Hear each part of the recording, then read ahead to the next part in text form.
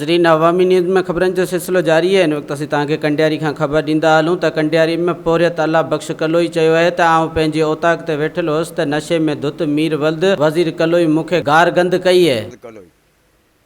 अरबाई रात मीर अची मूंखे उतार ते गारियूं ॾिनियूं आहिनि।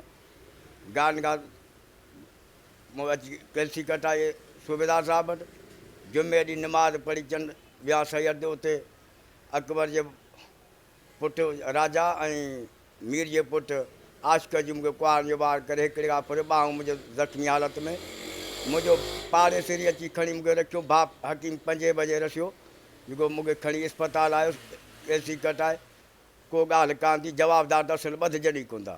अकबर ईअं न अकबर माटकर जो भाउ जाम सोट ऐं भाणे जो वठी अची मूंखे धक कुंवार जा हमला कराया। अॼुकल्ह जो कोन्हे 40 सालनि जो कातिल हीउ सैयद गांव जो निकितुसि त मीर जो पुटु अकबर जो पुटु राजा कुंवार जा वार मूं ते करे उन भाउ जाम हुनखे छॾे उते मूंखे धकनि जो हालत तमामु तंग कई।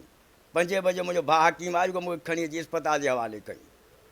सूबेदार साहब वटि आए त चई सुबुह जो तुंहिंजो मुंहिंजो 10 बजे जो अचण थो 11 बजे अॻु वेही अकबर जाम 10,000 रुपया भरिया तॾहिं थो बचकायां। उहो दाद फिरियाद आहे कोन ऐं ग़रीब माण्हू छा कंदो। SP खे अॻे मूं चयो शेख साहिबु जेके चई अकबर खे 2 नंबर जो करार ॾिनो हीउ पूरो तर आहे शहरनि बिरोहियनि नारेजान ठहीमनि पूरे तर खां पुछे त अॼु ताईं बि असांजी का उफ निकिरे न शेर मुंहिंजो पुटु सॾाए छॾे ॾींसि। अकबर छा सॼी उमिरि दोखो थो करे। हींअर उहो संदीप पग वरी जाम ते छॾे जेको शेर मुंहिंजे पुटनि जो कातिल पुराणो आहे। अॼुकल्ह जो कोन्हे पूरे तर खे ख़बर आहे न को आउं लॾींदड़ आहियां न को वींदड़ आहियां। जवाबदार जे पारो क़दम राजा ऐं मीर जो पुटु आशिक़ जे अची मूंखे धक हयां। अकबर जे भाउ जाम त अची मूंखे धकणु आया आहिनि।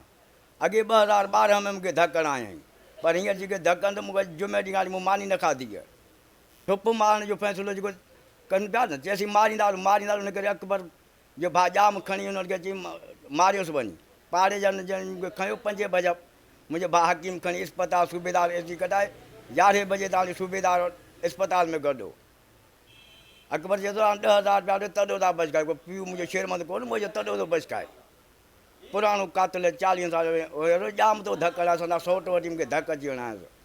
फ़ैसिलो जल्द मां जल्द कयो वञे। ॻोठ शाह मत करो हिते दिलशाद फ़क़ीर ॾाढो असांजो दिलशाद फ़क़ीर सैयद असांजो जंहिंजो राति ॾींहुं उते ड्यूटी ॾींदा आहियूं असीं रहंदा आहियूं ॻोठी आहियूं पाड़े जा जिन मूंखे खयो चंडनि जो 5 बजे भाउ मूंखे खणी आयो 8 बजे राति जो थाणे ते आशिक़ कई राजा खे ऐं जाम खे जल्दी ॿधी फौरन इंसाफ़ थिए जेको आशिक़ ऐं राजा धक हयां न इन जो जल्दी जवाबदार ॿधिजनि पोइ फ़ैसिलो थींदो ईअं कोन्ह थींदो।